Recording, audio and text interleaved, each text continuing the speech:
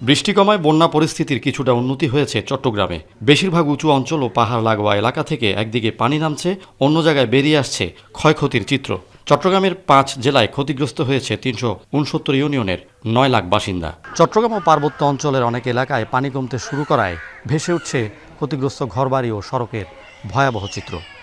তবে চট্টগ্রামের সাতকানি ও বাঁশখালীর অনেক এলাকায় এখনও পানি না কমায় দুর্ভোগ পেয়েছে ভিন্ন মাত্রা। এই অবস্থায় প্রতি বছর সরকার কিন্তু এসে দেখে যাওয়ার পর কোনো ওনাদের প্রতিশ্রুতি থাকে না। ফ্লাডে অসম্ভব মানুষ ক্ষতিগ্রস্ত হয়ে আর রোড টোড ভাঙিয়ে দিয়ে সামনে। তবে দক্ষিণ চট্টগ্রামের সাতকানি ও বাঁশখালীর কয়েকটি ইউনিয়ন এখনও তলিয়ে আছে পানিতে। পানি কমায় ধীরে ধীরে ত্রাণ সহায়তা বাড়ছে বন্যা দুর্গত এলাকায়। সরকারের পাশাপাশি ত্রাণ নিয়ে যাচ্ছেন বিভিন্ন ব্যক্তি ও সংগঠন। এছাড়া সেনাবাহিনী সহ বিভিন্ন সরকারি সংস্থাও ত্রাণ দিচ্ছেন এসব এলাকায়, যদিও তা অপ্রতুল বলছেন ভুক্তভোগীরা। বিভিন্ন জায়গা থেকে ত্রাণ আসতেছে, ত্রাণগুলো চলে আসে সব এদিকে। আমাদের এদিকে অনেক বাড়ি এখনো পানিবন্দি, বুঝছেন, এদিকে কেউ যাচ্ছে না। এখানে বন্যা পরিস্থিতি ৩-৪ দিন ধরে এখানে সবাই ডুবে যাচ্ছে, কিন্তু কোনো ত্রাণ আসে না এখনো।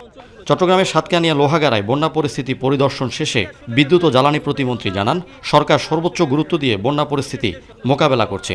চট্টগ্রামে নদ নদীর পানি ধারণ ক্ষমতা বৃদ্ধি ও নাব্য ফিরিয়ে আনতে দ্রুত সরকার কাজ করবে বলে জানান পানি সম্পদ প্রতিমন্ত্রী। উপজেলা প্রশাসন গতকালই এই ১১৭টি ওয়ার্ড, এই ১১৭টি ওয়ার্ড কিন্তু ১৭টা ইউনিয়নের অন্তর্ভুক্ত, সেখানে কিন্তু তারা শুকনো খাবার পৌঁছে দিয়েছে। হয়তোবা কারোর কাছে আগে পৌঁছাতে পারছি, হয়তোবা কারোর কাছে পরে পৌঁছাতে পারছি।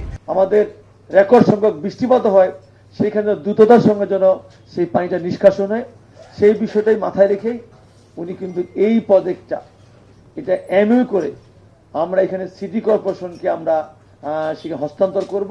আমার এই প্রজেক্টটা যখন আমরা পরিপূর্ণভাবে চালু করব, দেখবেন একদম আমরা 100% নিশ্চিত থাকেন জলাবদ্ধতা এই আমাদের চট্টগ্রাম শহরে থাকবে না।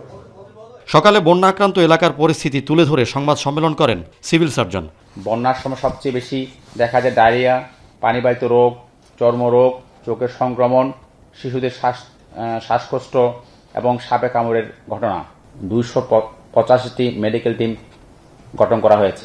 নিয়মিত উপদ্রুত এলাকায় ওআরএস, পানি বিশুদ্ধকরণ ট্যাবলেট এবং ডায়রিয়ার বিভিন্ন ধরনের ওষুধ, স্বাস্থ্য উপকরণ প্রদান করে যাচ্ছে। বৃষ্টি কমেছে 3 পার্বত্য জেলা ও কক্সবাজারেও। তবে রাঙামাটির উজানে বন্যা পরিস্থিতির উন্নতি হলেও পানি বেড়েছে নিম্নাঞ্চলে।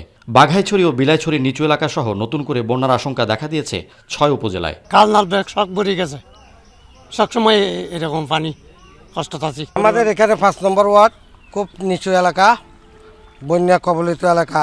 এখানে খুব ঘরবাড়ি, ফসল নষ্ট হয়েছে, মাছের চাষ নষ্ট হয়েছে। পানি নেমেছে কক্সবাজারের বিভিন্ন এলাকায়, তবে এখনও পেকুয়া ও চকরিয়ার কয়েকটি ইউনিয়নের মানুষ পানিতে ডুবে আছে।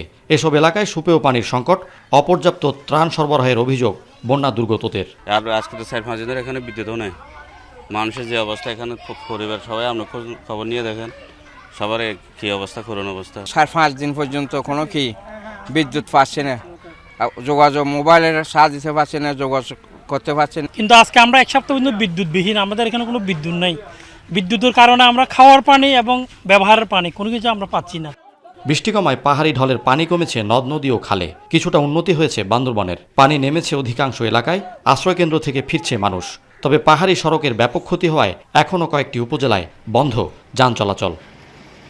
ফয়সাল করিম, এখন সাতকানিয়া, চট্টগ্রাম।